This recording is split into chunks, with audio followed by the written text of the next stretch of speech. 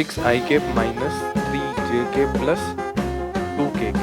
This is a plus b vector.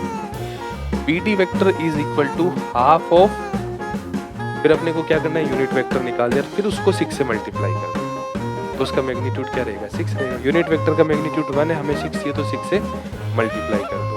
हमारे पास कितने point है, 4 पॉइंट है। क्या 4 पॉइंट से हम 3 वेक्टर बना सकते हैं? ये आएगा। Important questions of vectors.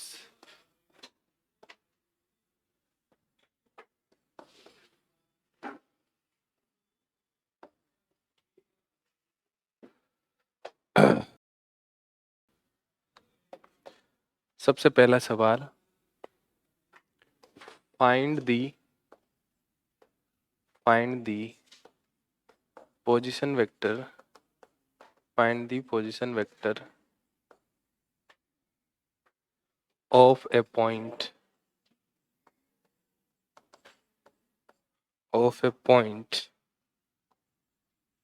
which divides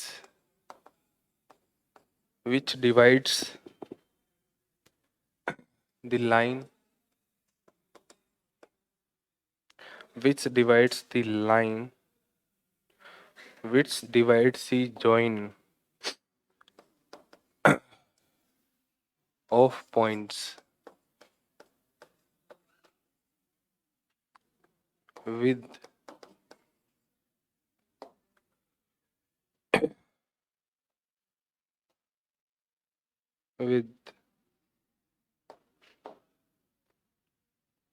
position vectors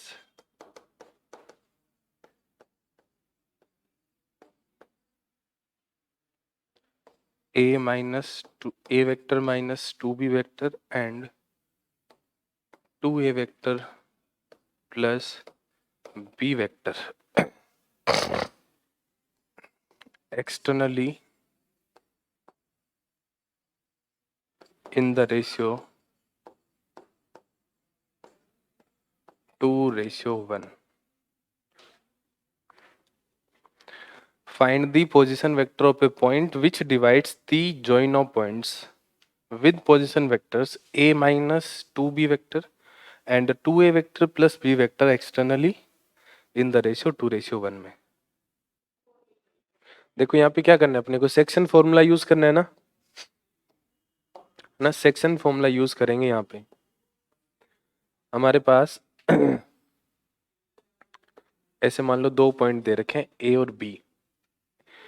A point का पोजीशन वेक्टर दे रखा है, बी का पोजीशन वेक्टर दे रखा है। हमें एक ऐसे पॉइंट का, सी पॉइंट का पोजीशन वेक्टर चाहिए जो इसको एक्सटर्नली क्या करता हो, डिवाइड करता हो 2:1 में। एक्सटर्नली डिवाइड कर रहा है तो पॉइंट सी क्या होगा, बाहर होगा, है ना। तो रिक्वायर्ड पोजीशन वेक्टर क्या हो जाएगी, required position vector, section formula क्या होता है, एम, यदि हम कोऑर्डिनेट ज्योमेट्री की बात करें तो क्या होता है, mx2 प्लस, यदि इंटरनली हो तो mx2 plus nx1 upon m plus n, externally हो तो mx2 minus nx1 upon m। यहाँ पे ये कंबाइन दे रखा है ना, a माइनस 2b और 2a vector plus b vector, तो कंबाइनली क्या लिख देंगे इसको, m, जो रेशियो है हमारा m रेशियो n कितना है, 2:1 है ना। m और n की वैल्यू कितनी, m की वैल्यू 2 और n की वैल्यू 1 हो जाएगी। तो पहले किसकी वैल्यू लिखेंगे, m के साथ ये वेक्टर आएगा सेकंड वाला, इसके पोजीशन वेक्टर क्या है, a vector minus b vector, तो m है हमारे पास 2 इंटू सेकेंड वाले के 2a vector plus b vector minus n कितना है 1, और इसके पोजीशन वेक्टर कितने, a minus 2।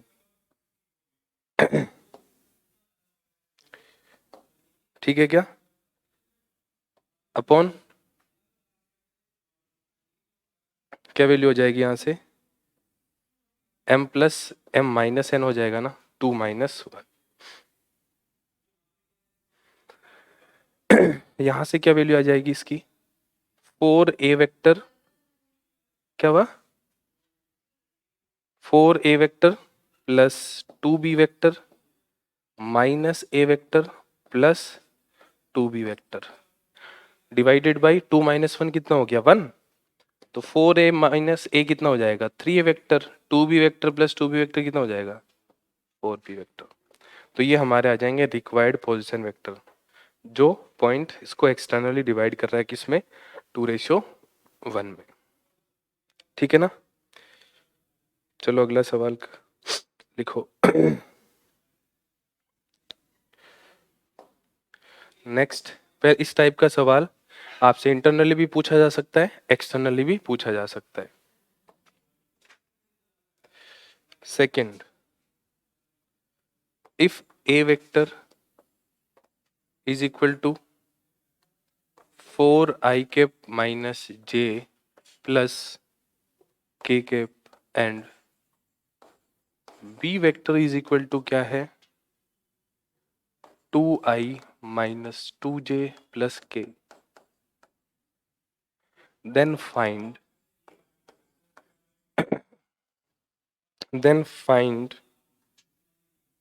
a unit vector, then find a unit vector parallel to a plus b vector, a vector plus b vector के parallel vector बताना है और unit vector भी बताना है।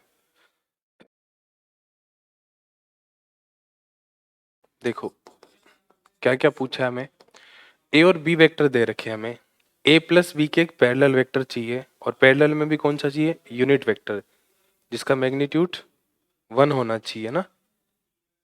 ठीक है, तो पहले क्या निकालेंगे a प्लस बी वेक्टर निकालेंगे, तो a प्लस बी वेक्टर क्या आ गया, इन दोनों को प्लस कर देंगे तो 6i cap minus 3j cap plus 2k cap, this is a plus B vector. अब हमें वेक्टर लिखना है parallel to a plus B, तो any vector parallel to a plus B vector किस टाइप का होगा, lambda into 6i minus 3j plus 2k। किसी भी वेक्टर के पैरेलल वेक्टर कैसे लिखते हैं हम, लैम्डा से मल्टीप्लाई कर दो उसको तो क्या आ जाता है पैरेलल वेक्टर आ जाता है ना। आपको बोर्ड में इसी तरह से सोल्व करना है, any vector parallel to a plus B vector को हम लिख सकते हैं lambda times a plus B vector. अब हमें कौन सा वेक्टर चाहिए, यूनिट वेक्टर चाहिए। अब यहाँ पे यूनिट की जगह मैग्नीट्यूड कुछ और भी दिया जा सकता है, तो यूनिट वेक्टर निकालना है अपने को ना। तो यूनिट वेक्टर क्या हो जाएगा, यूनिट वेक्टर, तो इसका यूनिट वेक्टर का मतलब उसका क्या होता है मैग्नीट्यूड 1 होता है ना मैग्नीट्यूड। यूनिट वेक्टर ऑफ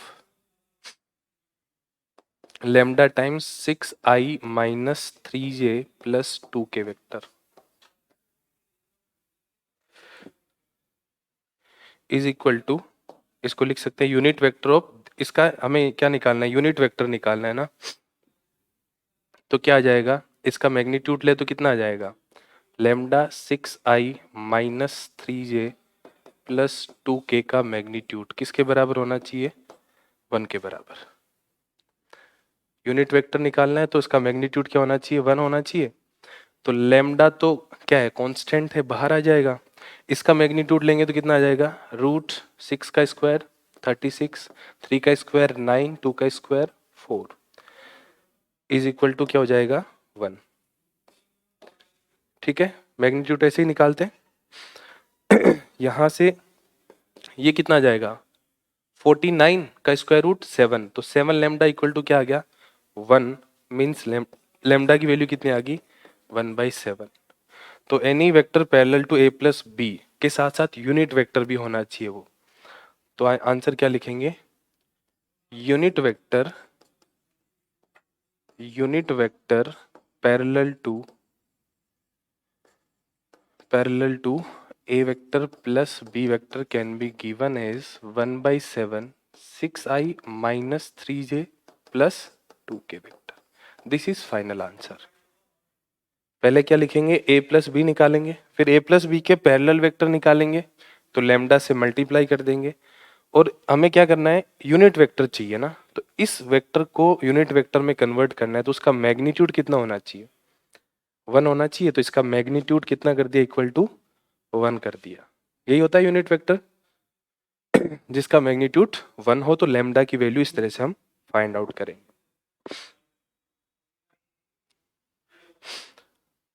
तो दूसरे टाइप का सवाल ऐसा बन सकता है ना।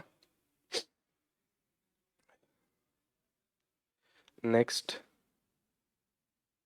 समझ आ गया ना ये। नेक्स्ट है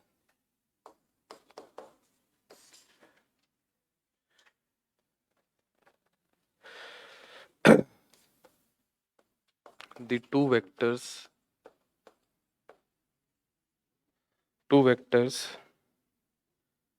j cap plus k cap and 3i cap minus j plus 4k represents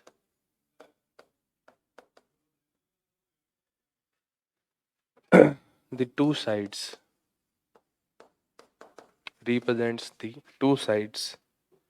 AB and AC respectively of triangle ABC। हमें फाइंड करना है, find the length of median, find the length of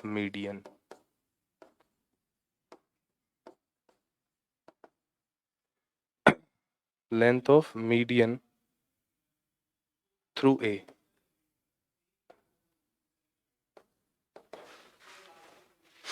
देखो इधर कैसे करेंगे, समझ लो। हमें क्या क्या गिवन है यहाँ पे, एक ट्राइंगल गिवन है,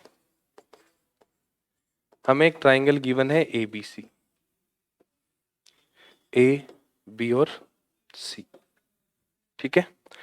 AB और BC, AB और AC साइड्स हमें गिवन है ना, टू वेक्टर्स है। तो AB को जो रिप्रेजेंट कर रहा है वो क्या कर रहा है, J cap plus K cap. AB vector हमें दे रखा है J plus K। AC vector क्या दे रखा है अपने को, 3i minus J plus 4k। ये गिवन है अपने को दोनों वेक्टर्स। हमें चाहिए ए से जाने वाली मीडियन, तो ए से जाने वाली मीडियन इस तरह की होगी कि जो इसको क्या करे, बाइसेक्ट करे। ए से पास करने वाली लाइन जो बीसी को बाइसेक्ट करे। तो अपने को चाहिए एडी की लेंथ चाहिए। तो एडी की लेंथ निकालनी हो तो पहले क्या करेंगे, एडी के कोरिस्पॉन्डिंग वेक्टर निकाल ले। एडी वेक्टर निकल गया तो उसकी लेंथ निकल जाएगी, मतलब उसका मैग्नीट्यूड ही क्या होगा, मीडियन होगी। तो हमें फाइंड आउट करना है पहले एडी वेक्टर क्या होगा, ठीक। अब देखो हमारे पास क्या क्या है, ए बी वेक्टर है, ए सी वेक्टर है, 3i माइनस जे प्लस 4k। तो एडी डायरेक्ट नहीं निकाल सकते, पहले क्या निकालेंगे, बीसी वेक्टर निकालें, है ना। तो बीसी वेक्टर, ट्राइंगल लो आपको पता है, ट्राइंगल लो में आप इसको यदि बीसी वेक्टर नाम देते हो तो यहाँ पे ट्राइंगल लो कैसे लगाएंगे, सिंपल तरीका होता है, एक स्टार्टिंग पॉइंट ले लो, यहाँ से स्टार्ट करना है, एक एंड पॉइंट ले लो अपनी मर्जी से, ये एंड पॉइंट है। तो इस पॉइंट से यहाँ पे पहुंचने के कितने रास्ते हैं, दो। एक तो मैं जा सकता हूँ थ्रू बी और एक डायरेक्ट जा सकता हूँ। तो थ्रू बी जाऊंगा तो क्या आएगा यहाँ पे, A B vector plus B C vector, और डायरेक्ट जाऊंगा तो क्या आएगा, ए सी वेक्टर। आपको कभी भी ट्राइंगल लो में इस तरह से लिखना हो साइड्स को, तो आप एक स्टार्टिंग पॉइंट ले लो, एक एंड पॉइंट ले लो। स्टार्टिंग पॉइंट से एंड पॉइंट पे पहुंचने के कितने रास्ते हैं, दो। थ्रू बी जाएंगे तो A B plus B C आएगा, ठीक है। और एक डायरेक्ट आएंगे तो ए सी। तो A B vector plus B C vector किसके बराबर होगा, ए सी वेक्टर के बराबर होगा। हमें क्या चाहिए, बी सी वेक्टर चाहिए। तो बी सी वेक्टर कितना आ जाएगा, A C vector minus A B vector आएगा। ए सी वेक्टर कितना है, 3i माइनस जे माइनस 4k। इसमें से क्या माइनस करना है, ए सी वेक्टर, माइनस का जे और माइनस का k, क्या प्लस 4 है, ये लो प्लस 4 कर देते हैं। समझ में आया ना ट्राइंगल लो कैसे लगाना है। हमें तीनों साइड्स पता हो, तीनों तो नहीं, दो पता हो, तीसरी निकालनी हो, तो आप अपनी मर्जी से कोई भी स्टार्टिंग पॉइंट ले लो, कोई भी एंड पॉइंट ले लो। स्टार्टिंग से एंड पे पहुंचने के दो रास्ते होंगे, लेफ्ट हैंड साइड में पहला रास्ता कंप्लीट लिख दो, डायरेक्शन वही होनी चाहिए, ए से सी पे जा रहे तो पहले बी आया तो ए बी लिखेंगे, फिर सी आया तो बी सी लिखेंगे। इसको सी बी नहीं लिखेंगे, बी ए नहीं लिखेंगे, क्योंकि आपको पता है ए बी और बी ए में फर्क होता है। इसको सोल्व करेंगे तो कितना आ जाएगा, 3i minus 2j plus 3k हो गया। ये आ गया हमारा बीसी वेक्टर। टोटल का बीडी क्या है, आधा है कि नहीं है, तो मैं यहां से बीडी वेक्टर लिख सकता हूं। BD vector is equal to half of BC vector. Total का आधा होगा तो हाफ कर दें इसका तो क्या आ जाएगा, 1/2 3i minus 2j plus 3k। ये आ गया बीडी। बीडी आ गया ना। अब एक ट्राइंगल लूं एबीडी, इसमें फिर से क्या लगा दूं, ट्राइंगल लो लगा दे। तो इसमें ट्राइंगल लो लगाएंगे तो यहां से यहां पहुंचने के तरीके क्या है, A B plus B D vector किसके बराबर हो जाएगा, ए डी वैक्टर के। तो in triangle A B D, A B vector plus B D vector किसके बराबर हो जाएगा, ए डी वैक्टर के बराबर हो जाएगा। हो जाएगा। ए बी वैक्टर हमें पता है जे प्लस के है, तो यहां पे वैल्यू क्या आ जाएगी, जे प्लस के। बी डी कितना है, 3/2 आई कैप माइनस का जे और प्लस का 3/2 के। ये क्या है, एडी वेक्टर है हमारा। ठीक है। अब यहां से जे से क्या कट गया, जे कट गया प्लस का और माइनस का, 3/2 आई बचा, और तो आई नहीं है इसमें। के 1 टाइम्स है, इधर कितना है 3/2 टाइम्स, तो 1 और 3/2 ऐड होके 5/2 प्लस 5/2 क्या हो जाएगा, के कैप। ये आ गया एडी वेक्टर। एडी वेक्टर का मैग्नीट्यूड क्या होगा, मीडियन होगी। एडी वेक्टर का जो मैग्नीट्यूड है वो क्या होगा, मीडियन एडी की लेंथ हो जाएगी ना, length of median AD.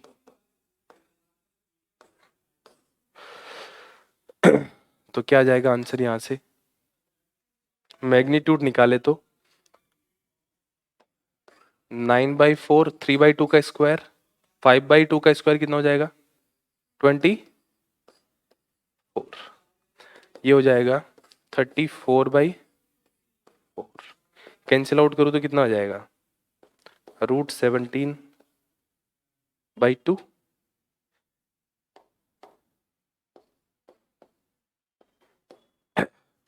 Cut गया तो √17/2 आ गई लेंथ किसकी, मीडियन की। ठीक है। तो इस तरीके से हम सोल्व करेंगे। हमें दो साइड्स गिवन हो, ए बी और ए सी, और हमें ए डी मीडियन पूछा जाए। अब आपसे कोई और मीडियन भी पूछ ले तो निकाल सकते हैं, उसके लिए आपको दो साइड दिए तो तीसरे हम खुद से निकाल सकते हैं। अब आपसे चाहे थ्रू ए पूछे, थ्रू बी पूछे, थ्रू सी पूछे, करने का तरीका यही रहेगा।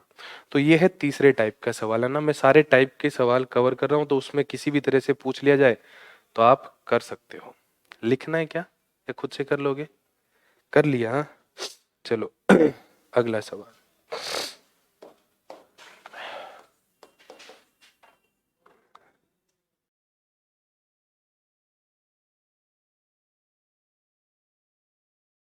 If A vector is equal to है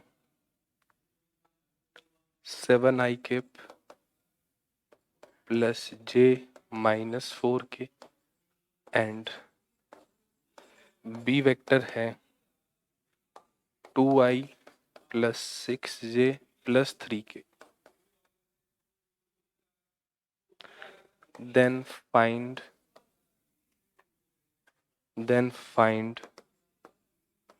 projection of a vector on b vector। अब यहाँ पे फॉर्मूला याद होना चाहिए आपको ना, ये डायरेक्ट फॉर्मूला बेस्ड सवाल है।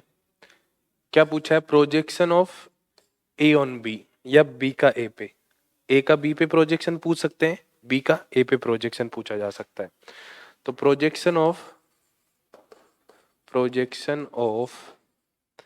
A vector on B vector क्या फॉर्मूला होगा, ए डॉट भी तो आएगा ही आएगा दोनों के अंदर, है ना, दोनों के अंदर ए डॉट भी तो आएगा ही, चाहे ए का बी पे प्रोजेक्शन हो या बी का ए पे प्रोजेक्शन हो।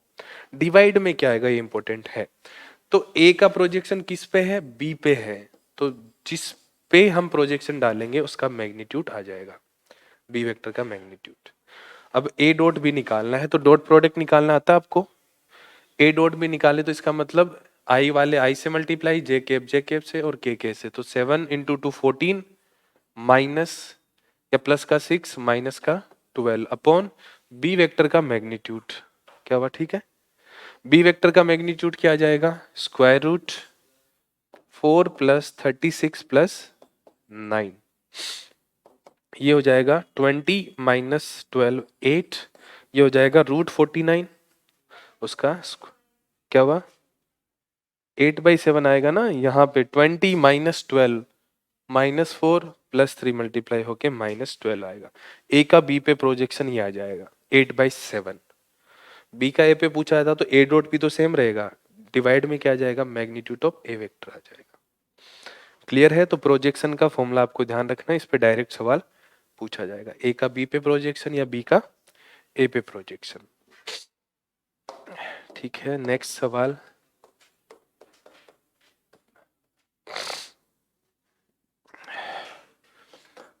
Find a unit vector find a unit vector perpendicular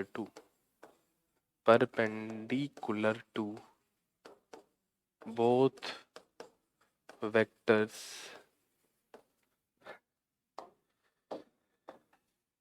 I minus 2j,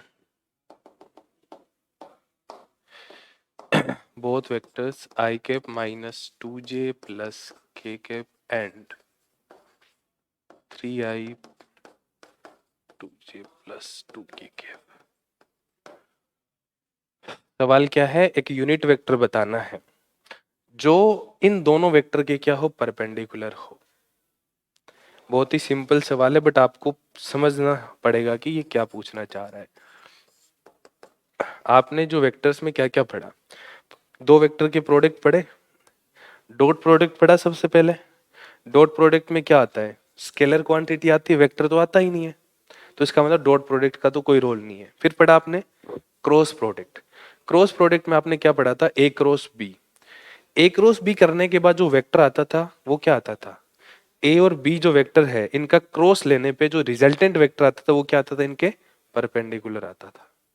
तो इसका मतलब दो वेक्टर के परपेंडिकुलर वेक्टर हमें कभी भी चाहिए तो वो हमें क्या देगा, क्रॉस प्रोडक्ट देगा अपने को। दो वेक्टर्स का, दोनों वेक्टर के परपेंडिकुलर वेक्टर चाहिए तो हमें वो रिजल्टेंट वेक्टर कौन देगा, क्रॉस प्रोडक्ट देगा। ए क्रॉस बी करने से क्या आ जाएगा, इसको ए वेक्टर और इसको बी वेक्टर ले लूं तो ए क्रॉस बी करने से क्या आ जाएगा, एक वेक्टर जो इन दोनों की क्या होगा, परपेंडिकुलर होगा। फिर हमें क्या चाहिए, यूनिट वेक्टर चाहिए, तो उसका यूनिट वेक्टर निकाल लेंगे मैग्नीट्यूड 1 करके। समझ में आई बात। तो find A vector, unit vector perpendicular, तो पहले लिखते हैं परपेंडिकुलर वेक्टर, परपेंडिकुलर वेक्टर क्या हो जाएगा, इन दोनों को ए और बी मान लेते हैं। सबसे पहले लेट कर लेते हैं, let A vector is equal to I minus 2j plus K, है ना। ये पूरी चीजें डिपेंड करेगी कि एक नंबर में है या दो नंबर में सवाल पूछा गया है ना। एक नंबर में हो तो डायरेक्ट स्टेप लिख सकते हो आप, है ना, ए क्रॉस बी करके। दो नंबर में हो तो थोड़ा सा ए वेक्टर प्लस ए वेक्टर मान लिया ये है, बी वेक्टर ये मान लिया, ठीक है। अब क्या लिखेंगे, vector perpendicular to A vector and B vector क्या हो जाएगा, ए क्रॉस बी, ठीक है। अब vector perpendicular to A and B, A cross B, तो हमें ए क्रॉस बी निकालना है। ए क्रॉस बी निकालना आता है आपको, आई कैप जे के कैप, 1 माइनस 2 1 3 2 2, यहां से निकाल सकते हैं। आई के साथ क्या आएगा, -4 -2 माइनस का 6, ये आएगा। नेक्स्ट माइनस जे कैप 2 माइनस 3 कितना आ जाएगा -1 प्लस के कैप कितना आएगा 2 प्लस 6 8। तो ये आ गया माइनस का 6 आई कैप प्लस का जे कैप और प्लस का 8 के कैप। ये जो वेक्टर है वो ए और बी दोनों के क्या है परपेंडिकुलर है। क्या इसका मैग्नीट्यूड 1 है क्या नहीं, यूनिट वेक्टर नहीं है। ठीक है, तो क्या करेंगे यूनिट वेक्टर निकालने के लिए क्या करेंगे इसको इसके मैग्नीट्यूड से डिवाइड कर देंगे। तो यूनिट वेक्टर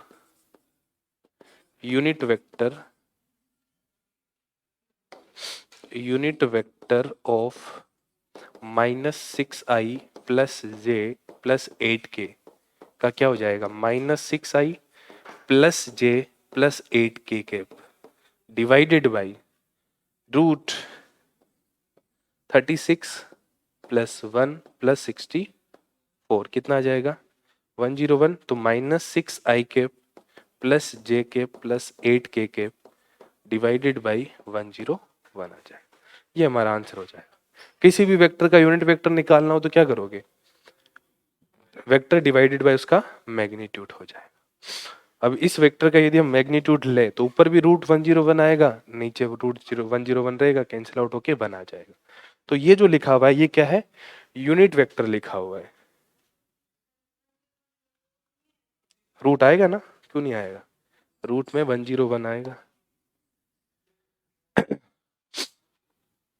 ठीक है, तो कभी भी आपको दो वेक्टर के परपेंडिकुलर वेक्टर पूछा जाए तो कौन से प्रोडक्ट का यूज करोगे क्रॉस प्रोडक्ट का, है ना। अब यहाँ पे जैसे यूनिट वेक्टर की जगह आपसे पूछ ले कि उसका मैग्नीट्यूड 6 हो तो आप क्या करोगे इंटू 6 करने से नहीं होगा, पहले यूनिट वेक्टर निकालेंगे फिर उसको 6 से मल्टीप्लाई कर देंगे, है ना। आपसे पूछ लिया कि find A vector which is perpendicular to this and having magnitude 6, तो उसका ओवरऑल मैग्नीट्यूड ही 6 होना चाहिए। तो जैसे कि मान लो पहले ये निकाला, फिर अपने को क्या करना है यूनिट वेक्टर निकाल दिया, फिर उसको 6 से मल्टीप्लाई कर दो, तो उसका मैग्नीट्यूड क्या रहेगा 6 रहेगा। यूनिट वेक्टर का मैग्नीट्यूड 1 है, हमें 6 चाहिए तो 6 से मल्टीप्लाई कर दो। तो आप यहां से डायरेक्ट लिख सकते हो, ऐसे लिखोगे ना vector perpendicular to A and B and having magnitude, तो देखो इसको ऐसे बना सकते हो any vector perpendicular any vector perpendicular to a vector and b vector with magnitude lambda is given by, एक ऐसा वेक्टर जो ए और बी के तो परपेंडिकुलर है उसका मैग्नीट्यूड क्या है लैम्डा, तो वो जाएगा लैम्डा टाइम्स ए क्रॉस बी और उसका मैग्नीट्यूड इधर ए क्रॉस बी तो निकालेंगे उसका मैग्नीट्यूड, ये हमारा आंसर हो जाएगा। तो आप इसको डायरेक्ट भी लिख सकते हो ऐसे, है ना, ये आप इसको डायरेक्ट भी यूज कर सकते हो। हाँ बिल्कुल, क्या दिक्कत है, दो एक या दो नंबर में ही सवाल पूछा जाएगा, ये 3 4 5 नंबर में नहीं पूछा जाएगा। Any vector perpendicular to A vector and B vector जिसकी वैल्यू गिवन हो तो आप वो लिख दो, एंड विथ मैग्नीट्यूड या हैविंग मैग्नीट्यूड लैम्डा, लैम्डा यहाँ पे 1 था, यहाँ लैम्डा 1 था ना, यूनिट वेक्टर पूछा था तो 1 यूज किया, ए क्रॉस बी ऊपर लिखा था और ए क्रॉस बी का मैग्नीट्यूड है, तो ए क्रॉस बी दोबारा थोड़ी फाइंड आउट करना है, एक बार फाइंड आउट कर लिया, दो लाइन का मतलब क्या उसका मैग्नीट्यूड निकालना है, तो उसके आई जे और के स्क्वायर करके सम कर देना है। ठीक है ना, तो ये सवाल अलग अलग तरह से पूछा जाएगा, एक ही सवाल को मैग्नीट्यूड को बदल बदल के, और यूनिट वेक्टर पूछा तो मैग्नीट्यूड अपने को 1 गिवन है। समझ आ गई बात। अब इससे अगला सवाल आपसे पूछा जा सकता है एरिया ऑफ पैरेललोग्राम का सवाल। कितने हो गए 5 हो गए क्या, 6 क्या पूछा जा सकता है find the area of parallelogram, find the area of parallelogram whose adjacent sides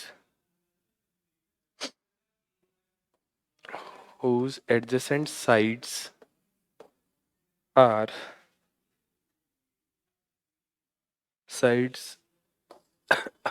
are represented by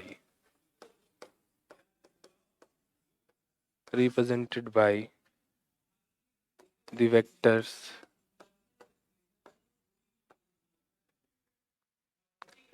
2i minus 3k cap and 4j plus 2k cap. Area of parallelogram क्या होता है? ए क्रॉस बी का magnitude. तो आपको ए cross B निकालना है और उसका मैग्नीट्यूड निकालना है। हमें यहाँ पे एडजेसेंट साइड्स दे रखी है, तो ये ध्यान रखना है। कभी कभी आपको डायगोनल भी दिए हो सकते हैं। देखो, find the area of parallelogram whose adjacent sides are represented by vector this and this. तो हम क्या लिखेंगे? Area of parallelogram, area of parallelogram क्या होता है? ए क्रॉस बी का मैग्नीट्यूड, ए क्रॉस बी का मैग्नीट्यूड। यहाँ पे ए वेक्टर मान लेते हैं 2i माइनस 3k कैप है एंड बी वेक्टर मान लेते हैं 4j प्लस 2k कैप। ठीक है, तो ए क्रॉस बी निकालें तो ए क्रॉस बी हो जाएगा हमारा यहाँ पे आई कैप जे कैप के कैप। आई के साथ 2 है, जे के साथ 0 है, के साथ -3 है। आई के साथ 0 है, जे के साथ 4 है, के साथ 2 है। ऐसे लिखेंगे ना, ये 0 है ना। अब यहां से सोल्व करें तो आई कैप के साथ क्या आएगा? ये 0 हो गया, प्लस का 12 आ जाएगा, माइनस का जे, इसके साथ क्या आएगा? 4 प्लस के वेक्टर के साथ क्या आ जाएगा? 8 आ जाएगा। तो ये आ गया 12 आई कैप माइनस 4 जे कैप प्लस 8 के कैप। ये तो ए क्रॉस बी आ गया। Magnitude of A cross B क्या हो जाएगा? स्क्वायर रूट ऑफ 12 का स्क्वायर 144, 4 का स्क्वायर 16, 8 का स्क्वायर 64। तो ये मिलके कितना हो जाएगा? 4 रूट 14, 144। कोई बात नहीं, एक ही बात है। 144 में 64 प्लस करेंगे तो कितना आ जाएगा? 210, 224 आ रहा है ये 224। इसमें से क्या कॉमन ले सकते हैं? 16 कॉमन ले सकते हैं क्या? चलो 4 ले लिया तो क्या आ जाएगा? 4 कॉमन ले लिया तो 2 बाहर आ गया, 4 कॉमन ले लिया तो 2 बाहर आ गया, अंदर क्या बचा? 16 आ रहा है कॉमन, 16 1 जा 16 बचा 6। हाँ 16 कॉमन आ रहा है, 14 बच जाएगा ना। तो 4 बाहर आ गया, अंदर 14 बच जाएगा ना। और फिर क्या लिखेंगे यहाँ पे? Square units. 16 इंटू 14 करेंगे तो ये आएगा। लास्ट में यूनिट लिखनी जरूरी है। 4 रूट 14 स्क्वायर यूनिट्स। क्या हुआ, कोई डाउट? कहाँ पे, कहाँ आना चाहिए बताओ? 7 आप बताओ कहाँ आना चाहिए? हाँ क्या हुआ? क्यों आएगा 7? देखो, इसको काटा इसको काटा, ये तो 0 है। हाँ वो 0 है, अब दिखा 0 है। तो यहाँ पे जैसे हमें एरिया ऑफ पैरेललोग्राम पूछा है, उसी तरह से एरिया ऑफ ट्राइंगल भी पूछा जा सकता है जिसकी 2 साइड्स दी हो हमें। तो उसका फॉर्मूला क्या हो जाएगा? हाफ इंटू ए क्रॉस बी का मैग्नीट्यूड। एरिया ऑफ पैरेललोग्राम में तो ए क्रॉस बी का मैग्नीट्यूड होगा, एरिया ऑफ ट्राइंगल में हाफ इंटू ए क्रॉस बी, उसका हाफ हो जाएगा। उसमें भी आपको 2 एडजेसेंट साइड्स गिवन हो, ए वेक्टर और बी वेक्टर, तो उसका एरिया लिख सकते हैं हम। ठीक है, तो ये हो गया एरिया। 2 तरह से पूछ सकते हैं, एरिया ऑफ पैरेललोग्राम और एरिया ऑफ ट्राइंगल। दोनों तरह के सवाल क्रॉस प्रोडक्ट से हो जाएंगे।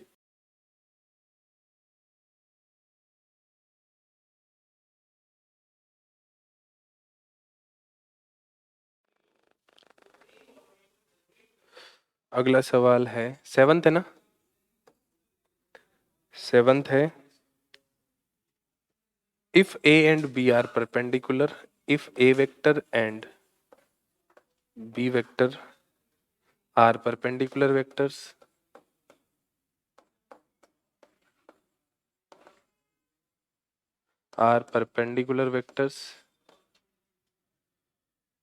और हमें क्या दे रखा है, A vector plus B vector का जो मैग्नीट्यूड है वो कितना है, 13 है, एंड A वेक्टर का मैग्नीट्यूड भी दे रखा है अपने को अलग से 5 है। देन फाइंड क्या करना है अपने को, B वेक्टर का मैग्नीट्यूड फाइंड करना है। ठीक है, तो पहली बात तो यहाँ पे देखो कैसे सोल्व करेंगे बता देता हूँ। पहली चीज तो आपके दिमाग में क्या आती है कि A vector plus B vector का मैग्नीट्यूड है वो इसके बराबर हो जाएगा और आंसर आ जाएगा, जो कि क्या है, गलत है। A प्लस B वेक्टर का मैग्नीट्यूड A वेक्टर के मैग्नीट्यूड प्लस B वेक्टर के मैग्नीट्यूड के बराबर नहीं होता है। ठीक है, तो यहाँ पे जो इम्पोर्टेंट कॉन्सेप्ट यहाँ पे क्या बहुत और सवालों में भी काम में आएगा। हमने डॉट प्रोडक्ट में पढ़ा था कि A डॉट A जो होता है ना वो क्या होता है, मैग्नीट्यूड ऑफ A के स्क्वायर के बराबर। ये जो प्रॉपर्टी है बहुत ही इंपॉर्टेंट प्रॉपर्टी है। A डॉट A का जो वैल्यू होती है, A vector dot A vector, वो होता है मैग्नीट्यूड ऑफ A के स्क्वायर के बराबर। तो आपको हमें हमें क्या दे रखा है यहाँ पे, A vector plus B vector, तो अंदर कुछ भी लिखा उससे क्या फर्क पड़ता है, मैग्नीट्यूड है ना यहाँ पे। तो इस मैग्नीट्यूड को मैं क्या लिख सकता हूं, स्क्वायर रूट के अंदर सेम दोनों वेक्टर को क्या कर दो, आपस में डॉट कर दो। जैसे मैं यहां से क्या लिख सकता हूं, A का मैग्नीट्यूड किसके बराबर होगा, स्क्वायर रूट में A डॉट A होगा कि नहीं होगा, मैग्नीट्यूड है तो नेगेटिव तो होगा नहीं, पॉजिटिव ही आएगा, है ना, क्योंकि वेक्टर का मैग्नीट्यूड मतलब कुछ लेंथ है ना। तो ये वाली प्रॉपर्टी लिख सकते हैं ना, इससे ये लिख दो। मैं यहाँ पे स्क्वायर क्यों नहीं कर रहा, क्योंकि स्क्वायर करवाऊंगा ना तो लास्ट में स्क्वायर रूट लेना भूल जाओगे आप, है ना, आप स्क्वायर की वैल्यू लिख दोगे लास्ट में। इसका स्क्वायर भी लिख सकते हैं अपन, इसका स्क्वायर लिखेंगे तो स्क्वायर रूट नहीं आएगा, बट लास्ट में क्या करना पड़ेगा, स्क्वायर रूट करना पड़ेगा। तो बेटर है कि इतना झंझट ही ना रखो।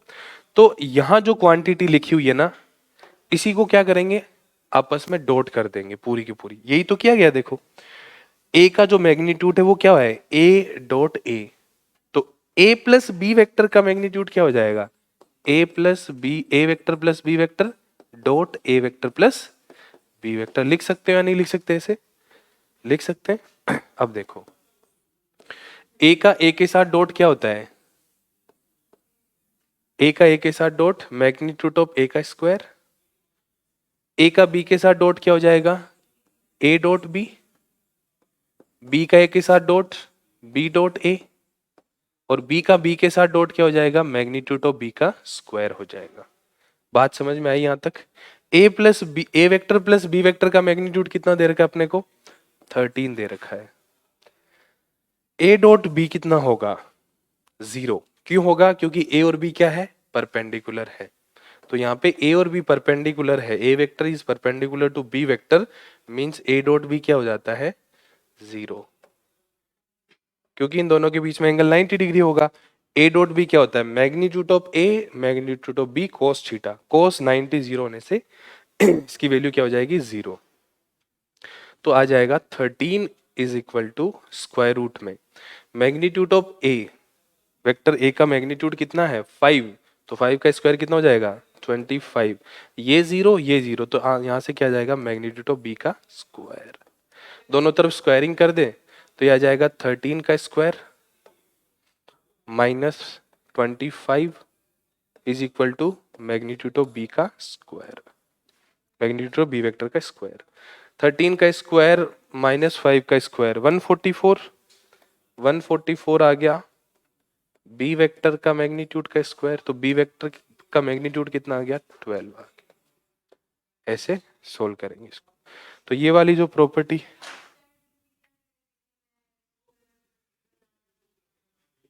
बेटा बहुत बार क्या होगा आपको, ए प्लस बी यहाँ पे ना, जब मान इसको स्क्वायर करके भी तो सोल्व कर सकते हैं। जैसे मैंने यहाँ पे स्क्वायरिंग किया है ना, क्योंकि हमें अंदर की वैल्यू चाहिए थी। आगे कुछ सवाल करवाऊंगा ना, वहां आपको पता लगेगा कि हम क्या करते हैं, स्क्वायर तो कर देते हैं बट लास्ट में स्क्वायर रूट लेना भूल जाते हैं।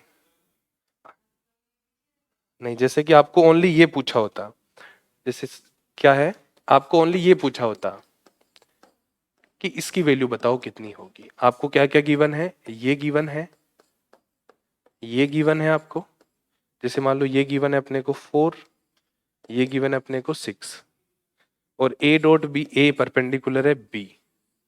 अब आपको ए वेक्टर और बी वेक्टर के सम का मैग्नीट्यूड चाहिए है, तो आप क्या करोगे, यहाँ पहले स्क्वायर करोगे ना, तो स्क्वायर नहीं करना आपको ना, रूट ही रखना है। नहीं तो आप क्या करोगे, यहाँ पे मान लो स्क्वायर ले लिया, A vector plus B vector का स्क्वायर किया तो क्या आ जाएगा, A vector plus B vector dot A vector plus B vector.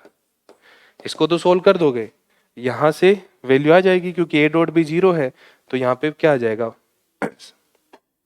16 plus 36 कितना आ जाएगा 42। बट ये आंसर नहीं है ना हमारा, 42 होगा 52, 52 आ जाएगा। तो मेरे कहने का मतलब है आप 52 करके ही छोड़ दोगे, बट 52 आंसर नहीं, इसका आंसर क्या है, रूट 52 होगा ना, क्योंकि हमें ए वेक्टर प्लस बी वेक्टर का मैग्नीट्यूड पूछा गया था, हमने क्या लिख दिया, स्क्वायर लिख दिया। तो आंसर फाइनल क्या होगा, A vector plus B vector का जो मैग्नीट्यूड है वो रूट 52 होगा। तो इस सवाल को अलग अलग तरह से पूछा जा सकता है।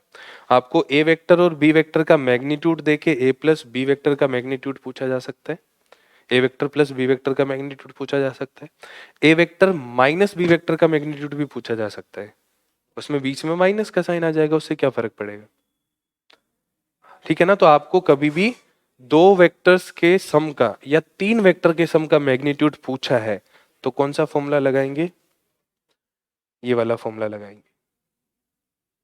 तीन का पूछ लिया, जैसे कि मान लो आपको ये बोल दिया A vector plus B vector plus C vector का मैग्नीट्यूड बताओ कितना होगा, तो आपको क्या करना है, इसका स्क्वायर नहीं करना, आपको क्या लिखना है, इसको A vector plus B vector plus C vector का मैग्नीट्यूड क्या हो जाएगा, स्क्वायर रूट में A vector plus B vector plus C vector.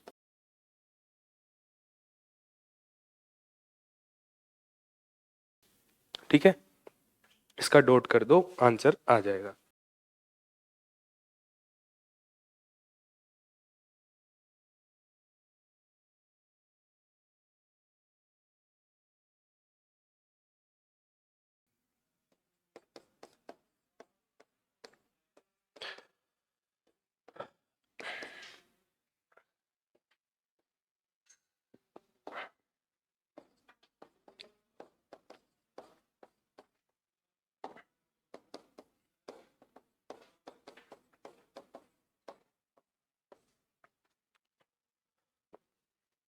तो A vector plus B vector plus C vector का मैग्नीट्यूड, ये वैल्यू आ जाएगी, कैसे आई पता लग गया, इसको इससे मल्टीप्लाई करेंगे ये आ जाएगा, इसको इससे मल्टीप्लाई करेंगे ये आ जाएगा, इसको इससे मल्टीप्लाई करेंगे, ए डॉट बी और बी डॉट ए एक ही बात है, ए डॉट सी डॉट ए और बी डॉट सी और सी डॉट बी, तो ये ट्वाइस लग जाएगा।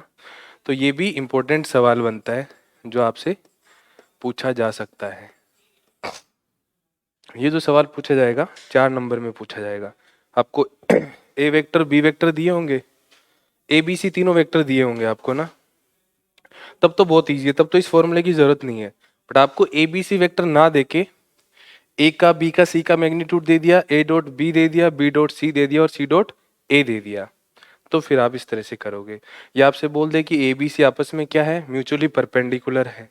म्यूचुअली परपेंडिकुलर मतलब ये भी जीरो, ये भी जीरो, ये भी जीरो हो जाएगा, तो आंसर निकाल सकते हो। तो ये कॉन्सेप्ट जो है बोर्ड्स के लिए नहीं, जेई मेन के लिए भी बहुत इंपॉर्टेंट है।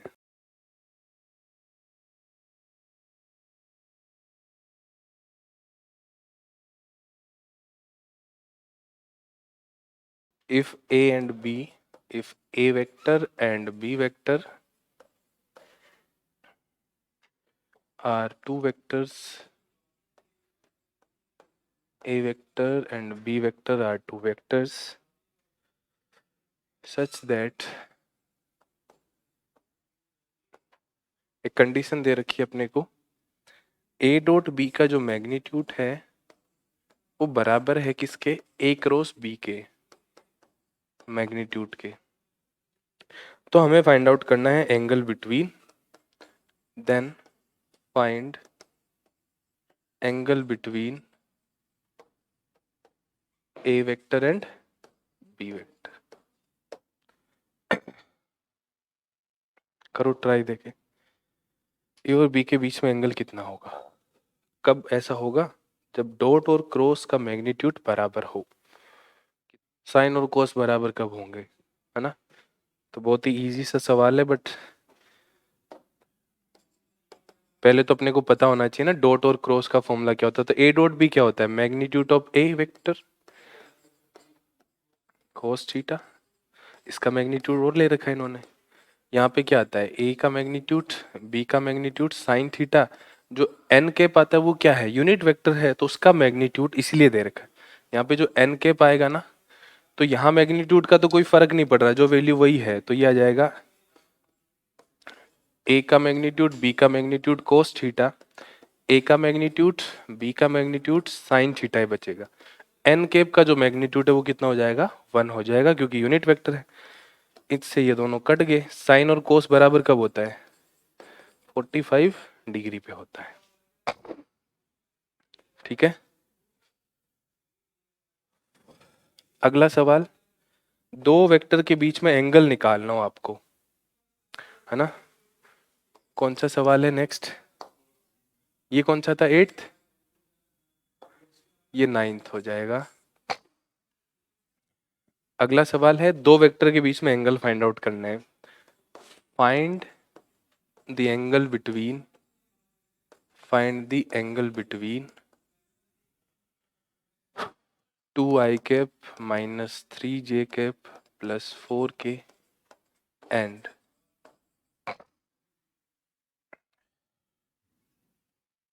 ये इसको थोड़ा ठीक से लिखें, i cap plus 2j cap minus 6 हो गया प्लस 2 हो गया, और यहाँ पे लिख देता हूँ plus 2 minus 6 plus 4k cap. चलो जो भी आएगा आ जाएगा। जब भी हमें दो वेक्टर के बीच में एंगल निकालना हो तो हम डॉट प्रोडक्ट का यूज करेंगे, क्रॉस प्रोडक्ट का यूज नहीं करेंगे, है ना। क्रॉस प्रोडक्ट में भी साइन थीटा का फॉर्मूला बनता है, डॉट प्रोडक्ट में कोस का फॉर्मूला बनता है। तो यहाँ पे हमेशा ही कौन सा यूज करेंगे अपन, कोस थीटा क्या होगा, A vector dot B vector upon magnitude of A magnitude of B vector. दो वेक्टर हमारे पास ए वेक्टर और बी वेक्टर हो, उनके बीच में एंगल फाइंड आउट करना हो तो हमेशा डॉट प्रोडक्ट का यूज करेंगे, क्योंकि कोस थीटा की जो वैल्यू है वो यूज करेंगे। साइन का यूज नहीं करने का रीजन क्या है, जैसे कि मान लो साइन थीटा की वैल्यू निकाले तो हमें पता है कि दो वेक्टर के बीच का एंगल कहाँ से कहाँ तक हो सकता है, 0 से पाई हो सकता है फर्स्ट और सेकंड क्वाड्रेंट में। तो इसका मतलब साइन थीटा हमेशा ही क्या आएगा, पॉजिटिव आएगा। अब साइन थीटा पॉजिटिव आ रहा है तो हमें क्या पता कि वैल्यू 0 से 90 या 90 से 180। और यदि वहीं पे हम कोस थीटा निकालें तो वैल्यू यदि 90 से बड़ी रही तो क्या आ जाएगा, नेगेटिव में आ जाएगा, बट साइन थीटा में नेगेटिव में नहीं आएगा। हमेशा ही वैल्यू क्या आएगी, एक्यूट एंगल आएगी यदि साइन थीटा निकाले। तो इसलिए अपने को ध्यान रखना है, जब भी हम दो वेक्टर के बीच में एंगल निकाले तो ये फॉर्मूला यूज करेंगे, कोस थीटा इक्वल टू दो vector A dot B upon magnitude of A upon magnitude of B. दो वेक्टर का डॉट करेंगे तो यहाँ पे 0 आ रहा है, 2i minus 3j plus 4k का डॉट करें हम i plus 2j plus k, और इनका मैग्नीट्यूड कितना आ जाएगा, पहले का रूट 29, दूसरे का रूट 6, ऊपर कितना आ जाएगा 2 minus 6 plus 4 upon root 29, root 29 और रूट 6 हो गया, 0 आ गया। कोस थीटा 0 आ गया, मतलब थीटा कितना हो जाएगा, 90 डिग्री आ जाएगा। तो ये दोनों एंगल क्या है, दोनों वेक्टर के आपस में परपेंडिकुलर है।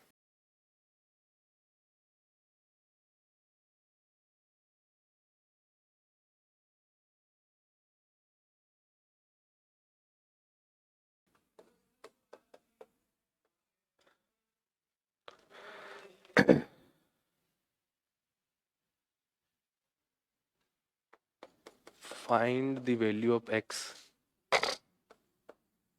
find the value of x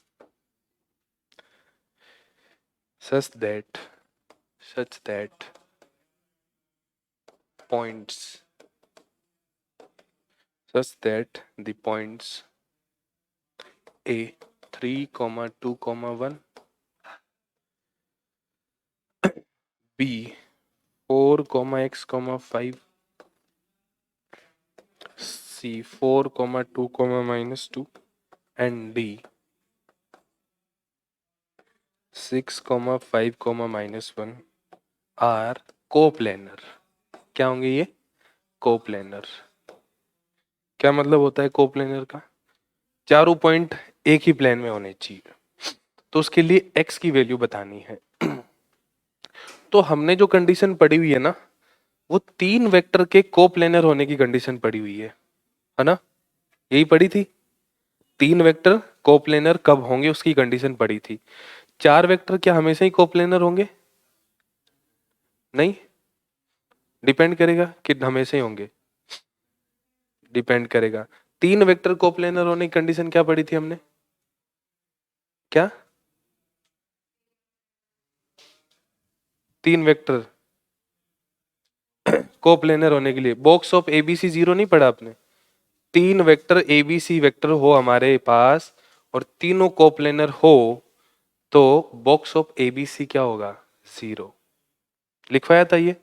हमारे पास कितने पॉइंट है? 4 पॉइंट है। क्या 4 पॉइंट से हम 3 वेक्टर बना सकते हैं? 4 वेक्टर है हमारे पास, ए बी सी और डी। ए बी ए सी और ए डी वेक्टर बनाया जा सकता है कि नहीं बनाया जा सकता है यहां से? तो ए जो है हमारे पास है 3, 2, 1, बी हमारे पास है 4, x, 5, 4, 2, -2, 6, 5, -1, है ना? तो हमारे पास 4 पॉइंट है तो हम 3 वेक्टर यहाँ पे इजीली लिख सकते हैं। पहला वेक्टर क्या लिख सकते हैं? A B vector. तो A B C and D are coplanar then box of A B vector, A C vector और ए डी वेक्टर किसके बराबर होगा? 0 के बराबर होगा। ठीक है? ए बी ए सी और ए डी का, जिसमें अननोन है ना उसको यहां मत ले लेना, कैलकुलेशन ही हमारी खराब होगी, उससे कोई और फर्क नहीं पड़ेगा। आप किसी के भी कोरेस्पॉन्डिंग लिख सकते हो, आप B A B C B D भी लिख सकते हो ना, सी ए सी बी सी डी भी लिख सकते हो, डी ए डी सी और डी बी भी लिख सकते हो। ठीक है? अब हमारे पास ए और बी के पोजीशन वेक्टर दे रखे हैं, हमें क्या चाहिए? A B vector. तो ए बी वेक्टर कैसे निकालेंगे? B vector O B minus O A, position vector of B minus position vector of A.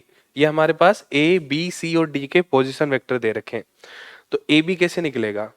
Position vector of B minus A करना पड़ेगा। 4 -3 करेंगे तो 1, तो मतलब आई कैप। फिर क्या आएगा? x -2 जे कैप, और फिर क्या आ जाएगा? 5 -1 4 के कैप। समझ में आ रही है बात? ए बी वेक्टर कैसे निकालेंगे? फिर निकालेंगे अपन AC vector. AC vector position vector of C minus position vector of A. 4 -3 1 आ जाएगा, 2 -2 0 आ जाएगा, -2 -1 कितना हो जाएगा? -3 के कैप हो जाएगा। अब क्या निकालेंगे? एडी वेक्टर निकालेंगे। ठीक है? एडी वेक्टर 6 -3 3 आई कैप, 5 -2 3 जे कैप, -1 -1 -2 के कैप। ये आगे ए बी ए सी और ए डी वेक्टर तीनों का बॉक्स है। बॉक्स कैसे सोल्व करेंगे ये आपने पढ़ लिया है। डिटर्मिनेंट से सोल्व करते हैं। A B vector A C vector और ए डी वेक्टर हमें पता है और इक्वल टू 0 करना है, तो बॉक्स सोल्व किया जाता है determinant equal to 0। A B vector के कोरेस्पॉन्डिंग क्या क्या आ रहा है? 1 1 x -2 4 1 0 -2 माइनस 3, 3 माइनस 2, 3 3 माइनस 2 आ जाएगा। ये डिटर्मिनेंट हम 0 कर दें तो वहां से हमें किसकी वैल्यू मिल जाएगी, x की वैल्यू मिल जाएगी। तो x की वैल्यू निकालने के लिए 1 के इसको ओपन कर दें तो आ जाएगा ये 0 हो गया, ये माइनस माइनस प्लस का 9 हो गया, माइनस का x माइनस 2, इसके कोरेस्पॉन्डिंग माइनस का 2 और प्लस का 9, माइनस 2 प्लस 9, फिर प्लस का 4, 3 आ जाएगा यहाँ पे बस, इज इक्वल टू 0। ये हो जाएगा 9, ये कितना है 7, x से मल्टीप्लाई किया 7x तो माइनस का 7x आ गया, 7 को माइनस 2 से मल्टीप्लाई किया माइनस 14, माइनस माइनस प्लस 14 और प्लस का 12 इक्वल टू 0। 14 और 12 26 और 9 35, 35 माइनस 7x की वैल्यू कितनी आ गई 0, तो x की वैल्यू कितनी आ जाएगी 5। इस तरह से सोल्व कर लेंगे।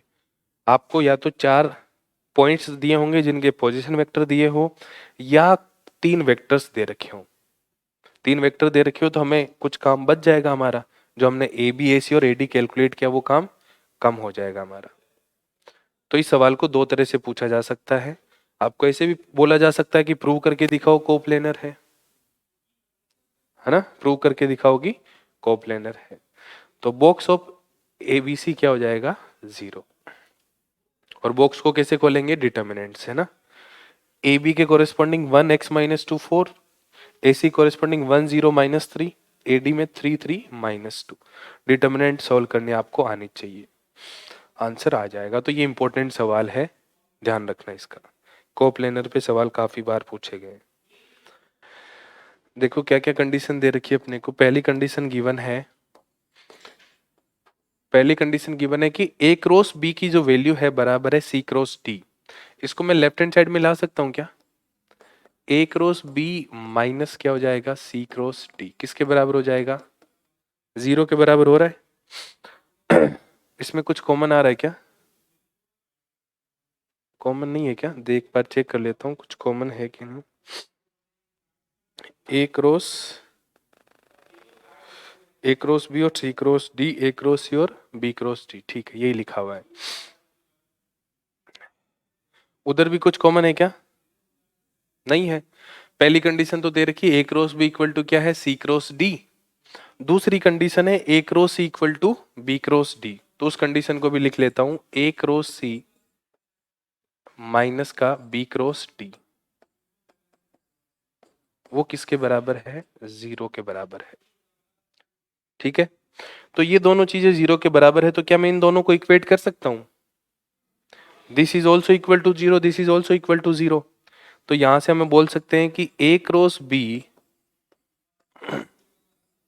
माइनस सी क्रॉस डी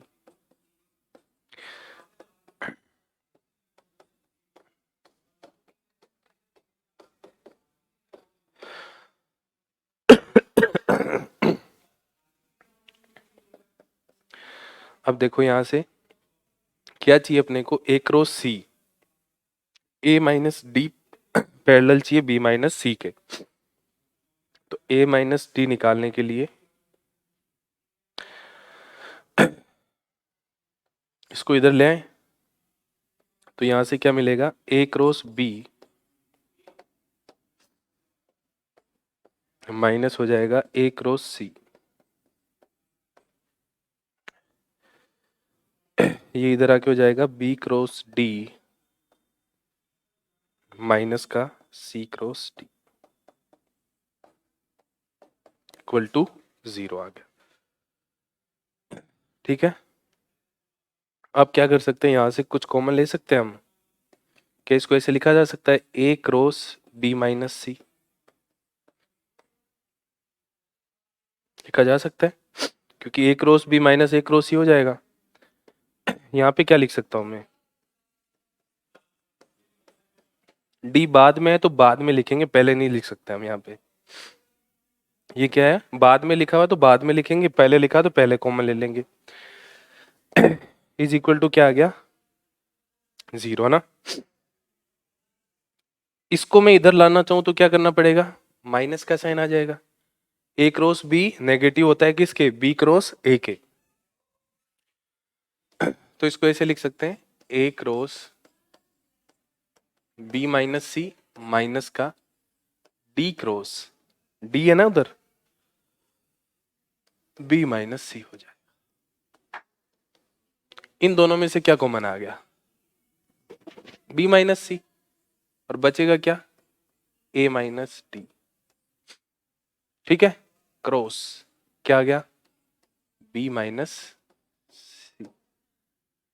ठीक है क्या, कोई दिक्कत नहीं, इक्वल टू क्या आ गया, 0। दो वेक्टर का क्रॉस प्रोडक्ट 0, एंगल 0 होना चाहिए उनके बीच में। तो a minus D vector is cross किसके बराबर आ गया, b माइनस सी के। तो यहां से क्या बोल सकते हैं, a minus D is k times b minus C हो जाएगा। दोनों के बीच में एंगल 0 कब होगा, जब वो दोनों क्या होंगे, पैरेलल होंगे। तो यहां से ऐसे लिखो चाहे ऐसे लिख दो,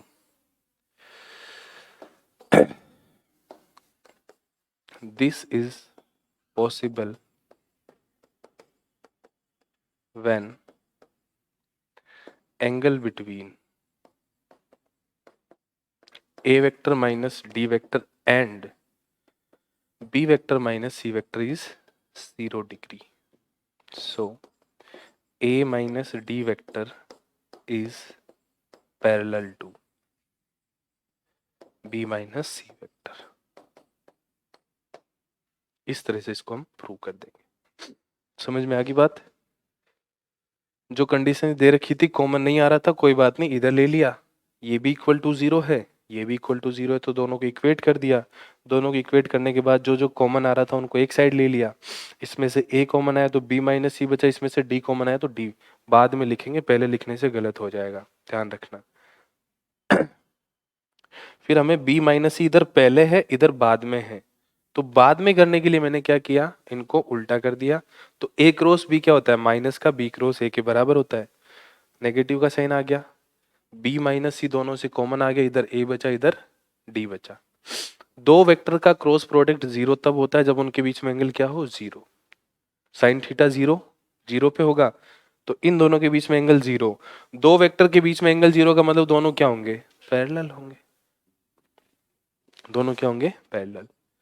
चाहे नॉर्मल पैरेलल हो या एंटी पैरेलल हो, उससे कोई फर्क नहीं पड़ेगा ना, 0 या पाई दोनों ही पॉसिबिलिटी है। वैसे तो हम एक लिख सकते हैं, 0 डिग्री हो जाए। ठीक है, तो ये कुछ इंपॉर्टेंट सवाल थे जो मैंने आपको करवा दिए हैं, है ना। ये सारे PYQs थे जो भी मैंने करवाए, बोर्ड्स PYQs है ना। तो इसी तरह के सवाल पूछे जाएंगे। इनसे इजी जो सवाल थे वो मैंने करवाए नहीं। जैसे कि दो वेक्टर परपेंडिकुलर है तो किसी अननोन की वैल्यू निकालो, दो वेक्टर पैरेलल है तो अननोन की वैल्यू निकालो, है ना। ऐसे ऐसे सवाल तो बहुत इजी सवाल है। दो वेक्टर परपेंडिकुलर मतलब दोनों का डॉट 0 कर दो, पैरेलल मतलब उसको k टाइम्स लैम्डा लिख लो। तो इनको करवाया नहीं। दो वेक्टर कोलिनियर का मतलब भी यही होता है, पैरेलल ही होता है कोलिनियर का मतलब वेक्टर्स में। तो